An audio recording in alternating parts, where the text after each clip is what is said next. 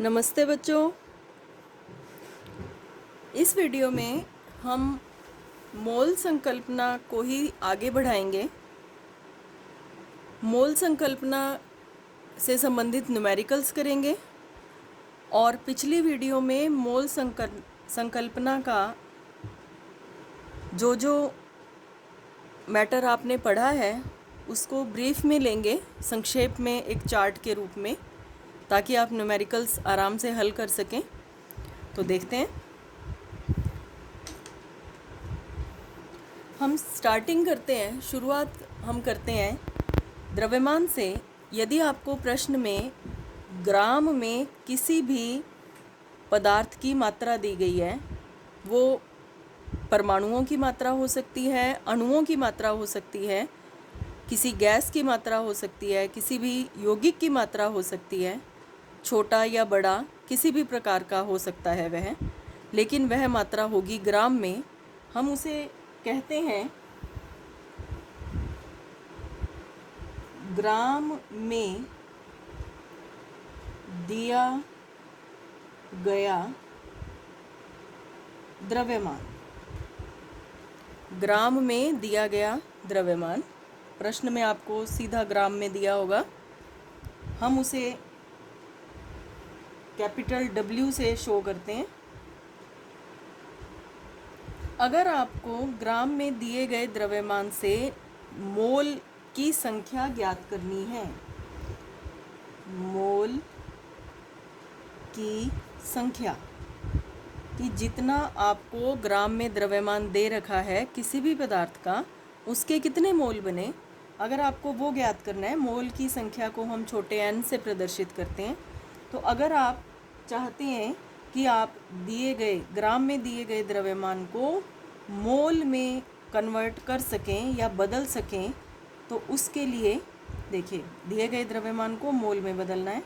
उसके लिए आपको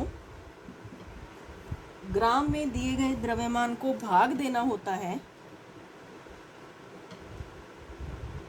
मोलर मास या मोलर द्रव्यमान से। तो m का मतलब क्या है? m का मतलब है मोलर द्रव्यमान। किसी भी पदार्थ का जितना भी मोलर द्रव्यमान है उससे ग्राम में दी गई मात्रा को भाग दे दो, मोलों की संख्या आ जाएगी। पहले प्रकार के प्रश्न आपके इससे हल हो जाते हैं। अगर आपको उल्टा करना है, मोल की संख्या आपको प्रश्न में दे रखी है, आपको उसका ग्राम में द्रव्यमान ज्ञात करना है, या आपको किसी पदार्थ के बता दिया कि 4 मोल हैं, तो वो ग्राम में कितना होगा उसका द्रव्यमान, वो निकालना हो, तब क्या करेंगे? मतलब मोल की संख्या से ग्राम में दिया गया द्रव्यमान ज्ञात करना है आपने, ग्राम में द्रव्यमान W ज्ञात करना है, तो उल्टा कर देंगे। हम उल्टी दिशा में जा रहे हैं तो उल्टा कर देंगे, गुणा मोलर मास या गुणा मोलर द्रव्यमान। तो ग्राम में दिए गए द्रव्यमान को यदि मोलर द्रव्यमान से भाग देंगे तो मोल की संख्या आ जाएगी, मोल को मोलर द्रव्यमान से गुणा करेंगे तो ग्राम में मात्रा आ जाएगी। इसके बाद कणों की संख्या। ये कण कुछ भी हो सकते हैं, परमाणु, अणु, आयन, बड़े यौगिक, कुछ भी हो सकते हैं। तो कणों की संख्या, इसको हम रिप्रेजेंट करते हैं कैपिटल N से। जब हमें मोल की संख्या पता हो और कणों की संख्या निकालनी हो, तब हम क्या करेंगे? आप जानते हैं 1 मोल में कणों की संख्या होती है 6.022 गुणा 10 की पावर 23, जिसको हम एवोगैड्रो संख्या के नाम से जानते हैं।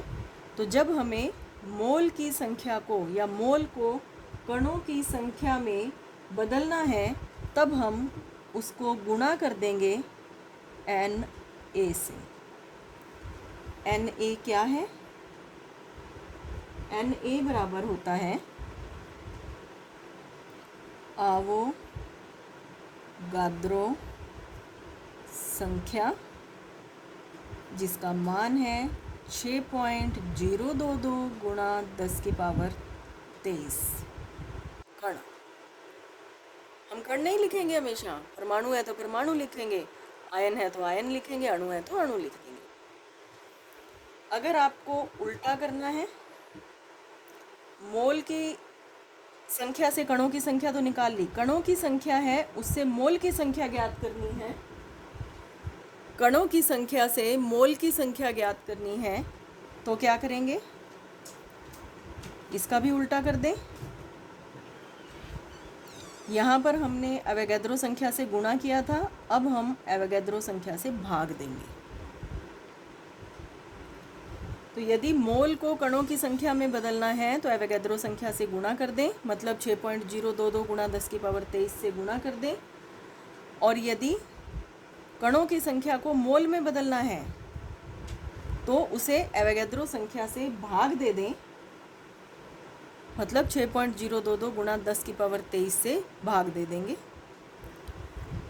अब यदि हमें पदार्थ, वो कौन सा पदार्थ, गैस, स्पेशली गैस दी गई है और वो भी एसटीपी पर दी गई है, स्टैंडर्ड टेम्परेचर प्रेशर पर दी गई है, तो हम यहाँ लिखते हैं एसटीपी पर आयतन,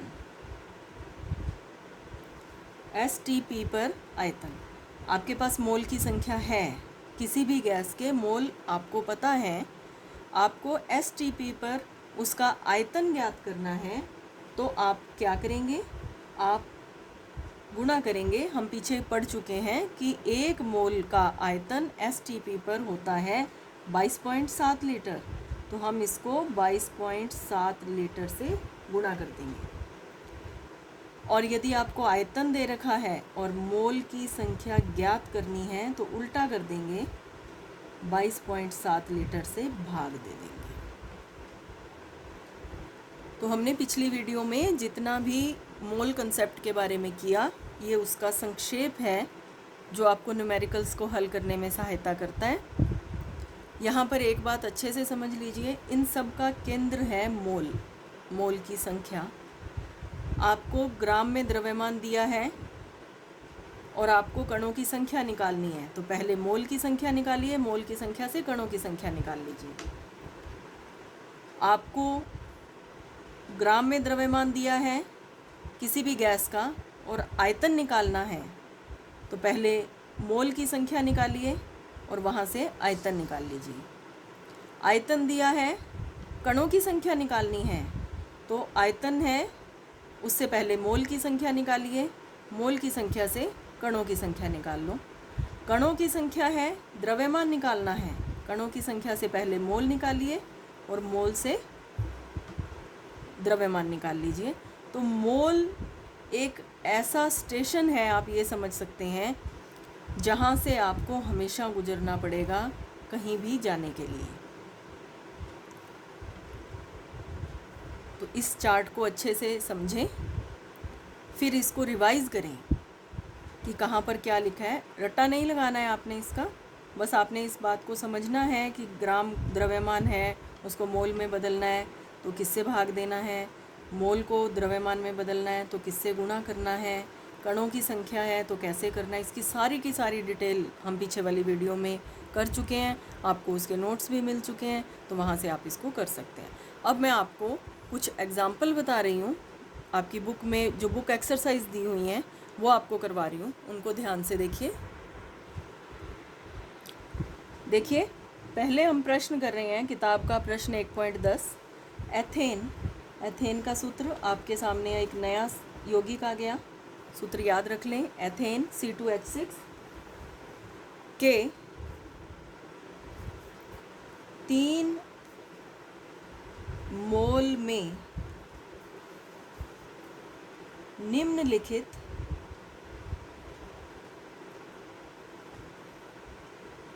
का परिकलन करें। तो पहली बात आपको याद रखनी है कि एथेन के 3 मोल हैं,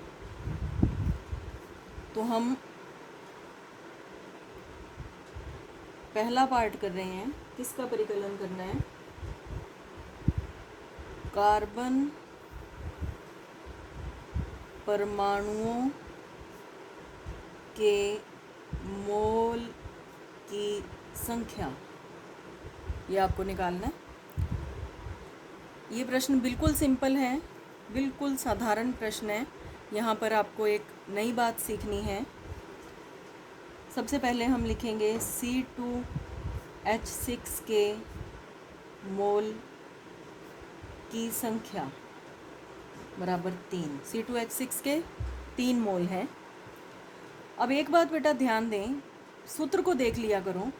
सूत्र में कार्बन परमाणु हैं 2, तो इसका मतलब हुआ कि C2H6 के एक अणु में यदि 2 कार्बन परमाणु आपको नज़र आ रहे हैं तो इसका मतलब है C2H6 के एक मोल में, ध्यान दें, C2H6 के एक अणु में कार्बन के 2 परमाणु नज़र आ रहे हैं सूत्र के अनुसार, तो C2H6 के एक मोल में कार्बन के 2 मोल होंगे। ठीक है, तो हम यहाँ पर क्या लिखेंगे? पहले हम लिखेंगे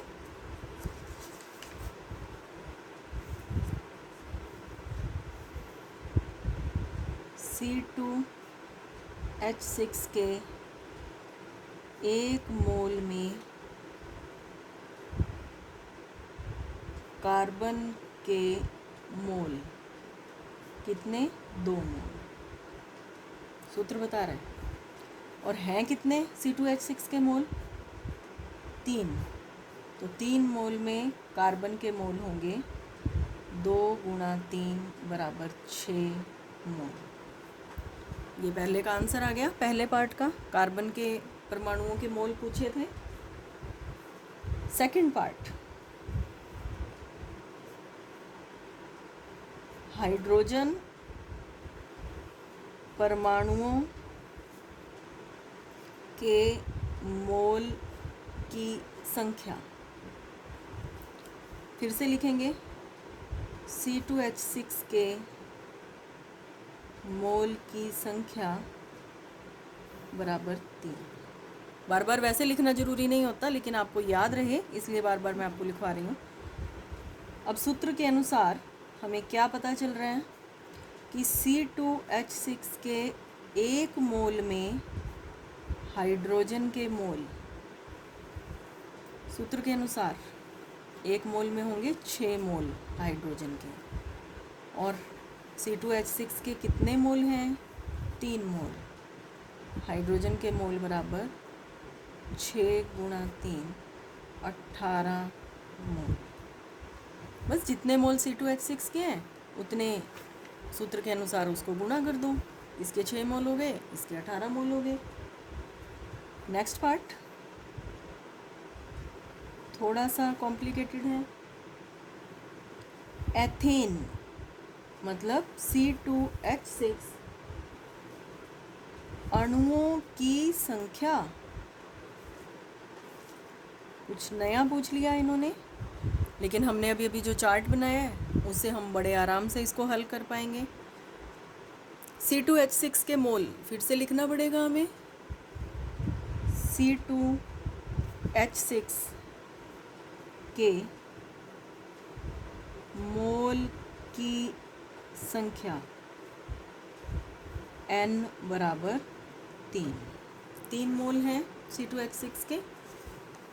और आप जानते हैं जब हमें मोल की संख्या से कणों की संख्या ज्ञात करनी होती है तो हम उसको Na या एवोगैड्रो संख्या से गुणा करते हैं। मैं इसको इस चार्ट में आपको दोबारा दिखा देती हूँ। मोल की संख्या से कणों की संख्या ज्ञात करनी है गुणा Na का मतलब 6.022 × 10⁻23। तो हम यहाँ लिखेंगे 3 मोल C2H6 में। अब कणों की संख्या नहीं लिखेंगे, अणुओं की संख्या बराबर 1 मोल होता तो 6.022 × 10⁻23 होता। अब मोल की संख्या है 3, तो इसको 3 से मल्टीप्लाई कर देंगे। ध्यान रखें जब भी ऐसे गुणा आपको करने हैं तो 6.022 को 3 से गुणा कर दो सीधा, ये आएगा 18.066 और पावर जैसी थी वैसी की वैसी लिख करके और इसके पीछे लिख देंगे अणु। तीनों पार्ट हल हो गए। इस प्रकार से आपको इस न्यूमेरिकल को करना है। इसी तरह आपकी बुक एक्सरसाइज में एक और न्यूमेरिकल है, वो भी आपको करवा देते हैं। बुक एक्सरसाइज क्वेश्चन नंबर 1.28, निम्नलिखित में से किस में कणों की संख्या सबसे अधिक होगी। 4 आपको इसमें पार्ट दे रखे हैं, जिनमें से सबसे पहला है 1 ग्राम गोल्ड। एस का मतलब है सॉलिड, ठोस अवस्था में है। दूसरा है 1 ग्राम सोडियम। तीसरा है 1 ग्राम लिथियम और चौथा है 1 ग्राम क्लोरीन। ये है गैसीय अवस्था में। तो इस प्रकार से इन चारों में से मात्रा 1 ग्राम 1 ग्राम ही है इनका दिया गया द्रव्यमान। आपको बताना है कि कणों की संख्या किस में सबसे अधिक होगी। तो अभी जो हमने चार्ट किया था उसमें आपको एक बात बताई थी कि आपको अब हमें ये दे रखा है द्रव्यमान और कणों की संख्या पूछी है, हमें कहाँ से गुजरना पड़ेगा, मोल से। तो पहले हम सभी के मोल निकालेंगे, फिर हमें कणों की संख्या का आइडिया लग जाएगा। जिसके मोल ज़्यादा होंगे उसकी कणों की संख्या भी ज़्यादा होगी। तो सबसे पहले हम फर्स्ट पार्ट करते हैं। 1 ग्राम गोल्ड में मोल की संख्या। 1 ग्राम गोल्ड में मोल की संख्या। मोल की संख्या कैसे निकालनी है? अगर हमें ग्राम में द्रव्यमान दिया है, मोल की संख्या निकालनी है, तो हम ग्राम में दिए गए द्रव्यमान को मोलर द्रव्यमान से भाग दे देंगे। तो हमें यहाँ पर मोलर द्रव्यमान ध्यान होने चाहिए। धीरे धीरे आपको याद रहने शुरू हो जाएंगे, घबराने की ज़रूरत नहीं होती है। कभी कभी प्रश्न में दे भी दिए जाते हैं, तो यहाँ पर मैं आपको बता रही हूँ। गोल्ड का जो मोलर द्रव्यमान है हम यहाँ लिख लेते हैं।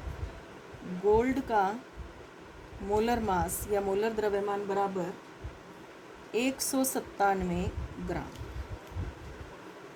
तो हम लिखेंगे 1 ग्राम गोल्ड बराबर, मोल की संख्या निकालनी है तो दी गई मात्रा ग्राम में मात्रा बटा मोलर द्रव्यमान, इतने मोल हो गए।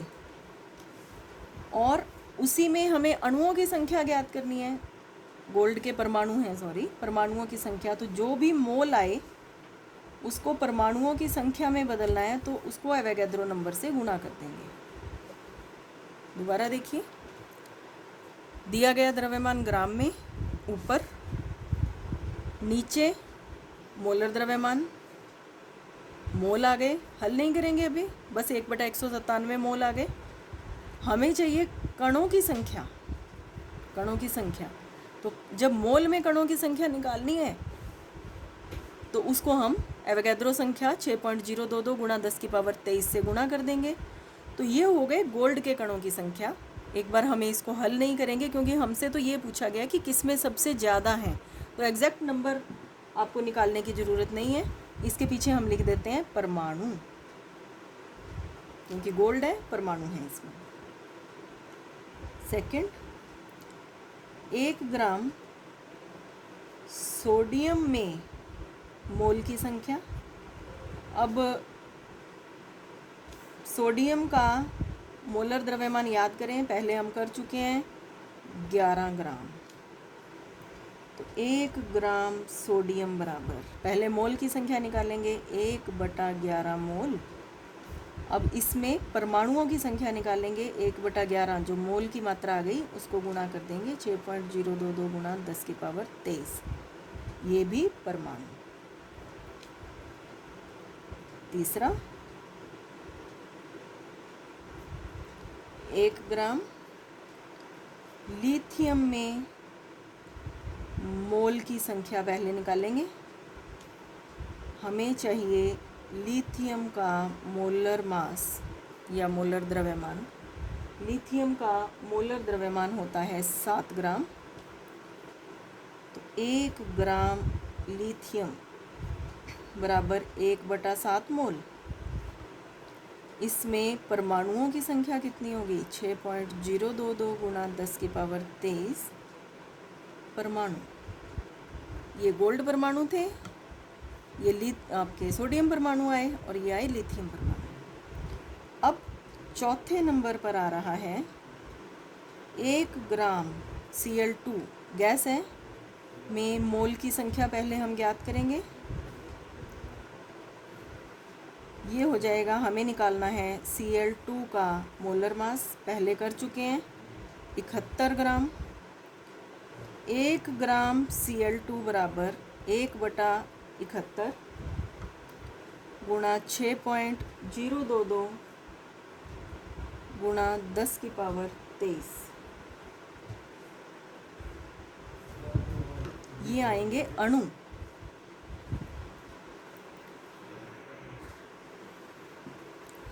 ये तो आए अणु, लेकिन हमसे पूछे गए हैं परमाणु। Cl2 ये एक अणु है, इसमें परमाणुओं की संख्या है 2। अगर इतने अणु हैं तो परमाणु कितने होंगे? 1/71 गुणा 6.022 गुणा 10⁻23 और फिर 2 से गुणा। अब हो गए परमाणु। एक अणु में 2 परमाणु थे, इतने अणु हैं तो इतने परमाणु होंगे। अब यहाँ पर आप तुलना करके देखें, इधर परमाणुओं की संख्या, अब ये जो राशि है 6.022 गुणा 10⁻23 सभी में समान है, तो इसका कोई इफेक्ट नहीं होगा। सभी में ऊपर 1 है, इसमें 2 आ गया, तो हम ऐसे करते हैं, इसमें भी ऊपर 1 करके सबके अंश एक जैसे कर लेते हैं। तो ऐसी स्थिति में 2 को काट देंगे 71 से, 35.5। 71 को 2 से काटेंगे, 35.5। अब जब सभी में ये समान है तो इसका इफेक्ट होगा नहीं। अब इसमें 1/197, यहाँ है 1/11, यहाँ 1/7 और यहाँ 1/35.5। हम इसको राउंड कर लेते हैं, जिनसे आंसर निकलेगा। उत्तर में सिर्फ इन्हीं का ध्यान देना है। हमारे पास 4 भिन्न राशियां हैं, भिन्न वाली, जिनके अंश एक जैसे हैं। तो अब इनमें से मान उत्तर किसका सबसे ज़्यादा होगा? जिसका हर सबसे छोटा होगा। तो लिथियम में 1/7 सबसे कम है, तो इसमें परमाणुओं की संख्या सबसे ज़्यादा होगी। आपको एग्जैक्ट उत्तर निकालने की ज़रूरत नहीं है, क्योंकि आपसे सिर्फ तुलना पूछी गई है। तो यहाँ पर लिथियम में सबसे ज़्यादा परमाणुओं की संख्या होगी, क्योंकि सभी के अंश एक जैसे हैं। जिसका हर सबसे छोटा, उसका उत्तर सबसे अधिक। तो हम यहाँ लिखेंगे 1 ग्राम आंसर। लिथियम में परमाणुओं की संख्या सबसे अधिक है। ये उत्तर आ गया। तो इस न्यूमेरिकल में, इस उदाहरण में आपने काफ़ी कुछ सीखा। कैसे ग्राम को मोल में बदला, फिर मोल को संख्या में बदला। अणु की संख्या थी, अणु को कैसे परमाणुओं में बदला, और फिर सभी का अंश 1 कर दिया इसको काट के, और फिर उनकी तुलना कर ली। तो इस प्रकार से इनको आप हल कर सकते हैं। इसके और एग्जाम्पल ढूंढने की कोशिश करें, आपको रिफ्रेशर्स में और एग्जाम्पल मिल जाएंगे, उनको करने की कोशिश करें। छोटे छोटे काफ़ी तरह के मिलते हैं। परीक्षा में जो इससे संबंधित प्रश्न आते हैं उसमें आपको बिल्कुल छोटे आते हैं, ये काफ़ी बड़ा एग्जाम्पल है। छोटे प्रश्न आते हैं, आपको सूत्र बता देंगे, मोल की संख्या पूछ लेंगे, ग्राम दे देंगे, सूत्र दे देंगे, उसके साथ मोल की संख्या पूछ लेंगे। इस तरह से प्रश्न आते हैं। या परमाणुओं की संख्या, अणुओं की संख्या पूछ लेंगे तो बड़े छोटे छोटे प्रश्न आते हैं। आप अगर इस चार्ट को अच्छे से कर लेते हैं, इसको समझ लेते हैं, इसको अच्छे से समझ लेते हैं, तो आप इसकी सहायता से उन छोटे छोटे प्रश्नों को जो परीक्षा में आते हैं बड़े आराम से हल कर पाएंगे। और परीक्षा में अर्धवार्षिक और वार्षिक दोनों में कम से कम 1 से लेकर के 2 नंबर तक का जो पेपर है वो इसी पर आधारित होता है। तो आप उन नंबरों को अपने अकाउंट में ला सकेंगे, पक्का कर सकेंगे। Thank you.